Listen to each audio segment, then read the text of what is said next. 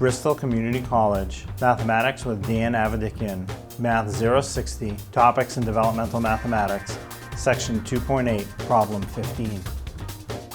This is Section 2.8, Problem number 15. It says complete the computation, and we have 5 over 18 minus 1/4.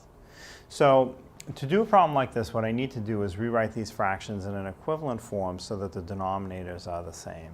So to do that, I find it easier to deal with if I write the problem in a vertical format. So I'll write 5 over 18, a little under it I'll write 1/4, and it is a subtraction problem, so I'll write it with a minus. Now, 18 and 4 are two different denominators. So first let's ask, will 4, the small denominator, divide into 18, the larger denominator, evenly? And it will not.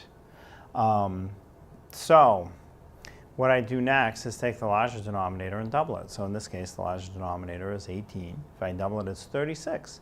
Now ask, will the small denominator of 4 divide into the 36 evenly? It will. 4 goes into 36 9 times. So 36 works well. It's the denominator that both the original denominators divide into evenly, and it's the smallest denominator that they both divide into evenly. So it's a very good choice.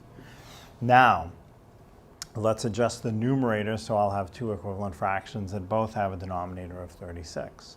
So for the upper fraction of 5 over 18, look at the denominators. 18 times some value made a 36. So it would have to be 18 times 2. So the numerator of 5 gets multiplied times the same value of 2. 5 times 2 is 10.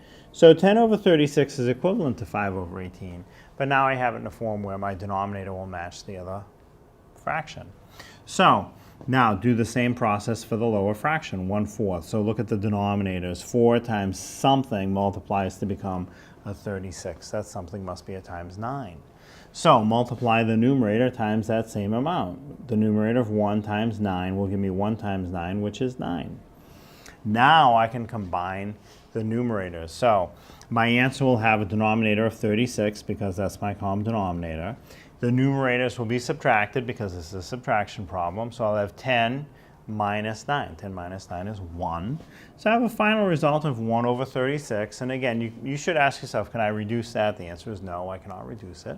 So the final result is 1 over 36.